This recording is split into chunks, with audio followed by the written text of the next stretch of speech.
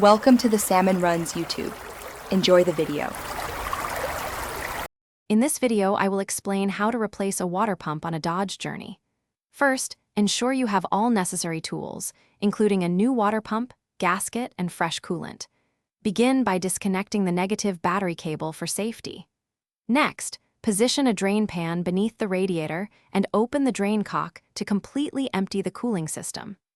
This crucial step prevents spills and prepares the engine for the next stages of the replacement process. With the coolant drained, your next step is to gain clear access to the water pump. This often involves removing the serpentine belt, which powers several engine accessories. Use a tensioner tool to release the belt's tension and carefully slide it off the pulleys. Additionally, you will need to disconnect any hoses directly attached to the water pump. Be prepared for any residual coolant that might still be present in these lines. Now it's time to remove the old water pump. Locate all the bolts securing the pump to the engine block and carefully unfasten them. Once all bolts are removed, gently pry the pump away from the engine. Be mindful of the old gasket, which may be stuck.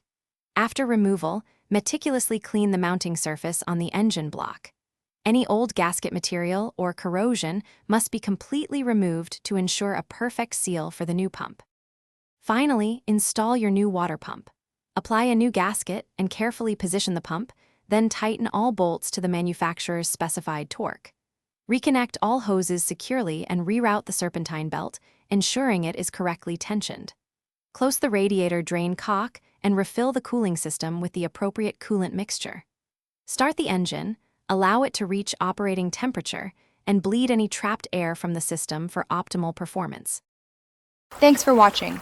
Consider subscribing if we helped you.